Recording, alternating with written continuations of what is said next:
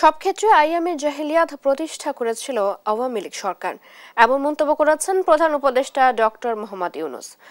বুধবার রাজধানীর 3টি আয়নাঘর পরিদর্শন শেষে এমন মন্তব্য করেন তিনি। বলেন, যারা এ ধরনের অপরাধে জড়িত তাদের বিচার নিশ্চিত করা হবে। সকালে ডক্টর ইউনূস দেশি বিদেশি গণমাধ্যম কর্মী ও ভুক্তভোগীদের নিয়ে আয়নাঘর পরিদর্শন করেন। এ সময় আয়নাঘরের বিভিন্ন সেল ঘুরে দেখেন তারা। এর আগে গেল 6 ফেব্রুয়ারি উপদেষ্টা পরিষদের বৈঠকে প্রধান উপদেষ্টার আয়নাঘর পরিদর্শনের সিদ্ধান্ত হয় বলে জানিয়েছিল প্রধান উপদেষ্টার প্রেস উইং। 19 জানুয়ারি তারা জানায়, গুম সংক্রান্ত তদন্ত কমিশন প্রধান উপদেষ্টার সাথে বৈঠক করেছে। বৈঠকে প্রধান উপদেষ্টাকে গুমের ঘটনায় তদন্তের অগ্রগতি সম্পর্কে জানানো হয়। আর তখন বন্দীদের সেখানে রাখা হতো, তা জয়েন্ট ইন্টারোগেশন সেল বা আয়নাঘর নামে পরিচিত। কমিশনের সদস্যদের আহ্বানেই সেসব স্থাপনা পরিদর্শন করেন প্রধান উপদেষ্টা।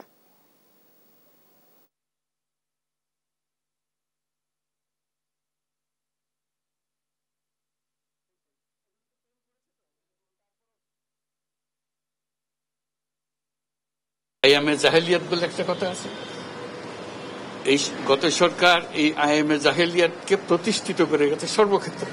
এটা তার একটা নমুনা। যারা করেছে তাদের বিচার করতে হবে, তা না হলে আপনি নিষ্কৃতি পাবো না এটার থেকে।